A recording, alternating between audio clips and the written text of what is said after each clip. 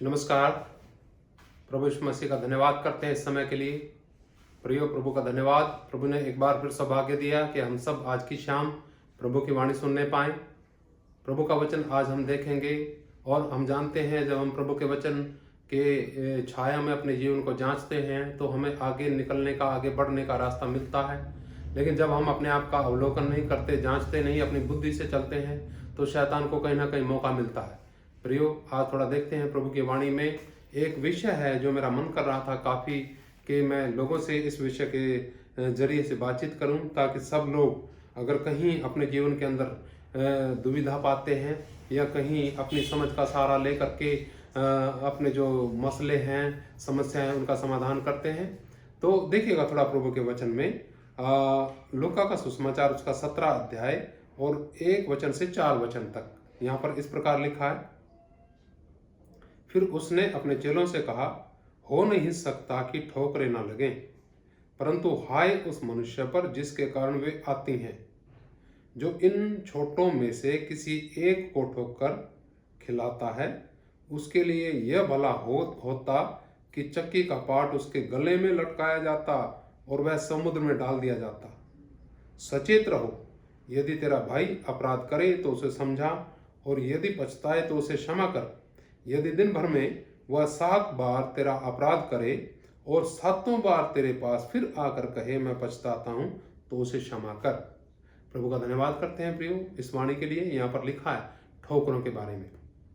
हमें अपने कार्य, अपना व्यवहार, अपनी बोल चाल सब कुछ इस प्रकार से रखना है जिसके द्वारा लोगों को आशीष मिले, ना कि ठोकरें मिले उन लोगों को जो नए प्रभु में विश्वास करने वाले लोग हैं। जो प्रभु में नए लोग हैं, विश्वास करने वाले लोग हैं, वो प्रियो प्रभु को कहाँ देखते हैं? साक्षात नहीं देख पाते, लेकिन जो कहते हैं हम प्रभु के पीछे चलते हैं, उन लोगों के जीवनों को वो देखते हैं कि वाकई में प्रभु है या नहीं है। सोचिए, क्या हम इस विषय में गंभीर हैं या हम सोचते हैं कि कोई बात नहीं, हम तो अपने व्यवहार से नहीं पलटेंगे। अगर आप अपने व्यवहार से दूसरों को दुख पहुंचाते हैं तो प्रभु से क्षमा मांगनी है और दूसरों की ठोकरों का कारण नहीं बनना है। अगर कोई आकर के आपके खिलाफ कुछ कहे या आपके विरोध में कुछ कहे या आपके विरोध में रहे, आपका कुछ अपराध करे, तो क्या करना चाहिए हमें? क्या करना चाहिए हमें? तो हमें उसे क्षमा करना चाहिए। इस वचन को जो हमने पढ़ा है, मनन कीजिए। मैं तो इतना कहता हूँ, यहाँ पर लिखा है कि अगर वो आकर के कहता है कि मैं पछताता हूँ, तो हमें क्षमा करना चाहिए। फिर भी हमारे मन में अगर कोई नहीं आता है तो भी हमें अपना मन बिल्कुल खाली, शून्य रखना है। किसी के विरोध को, क्रोध को अपने मन में नहीं बसने देना है। क्षमा करते रहना है हमें, चाहे कितनी बार कोई अपराध करे। हालांकि ये बात बड़ी कठिन है। ये बात वही कर सकते हैं जिनका विचार प्रभु से मिलता है, जो प्रभु के वचन को इज्जत कर देते हैं। और जो लोग अपनी समझ का सहारा लेके चलते हैं, वो लोग इस प्रकार से नहीं है। वो लोग क्या करेंगे? वो किसी की परवाह नहीं करेंगे, ना मालिक की, ना किसी मनुष्य की। वो जो चाहेंगे वो करेंगे। लेकिन प्रियो, इस वचन को आप मनन कीजिए। हमें किसी की ठोकर का कारण नहीं बनना चाहिए।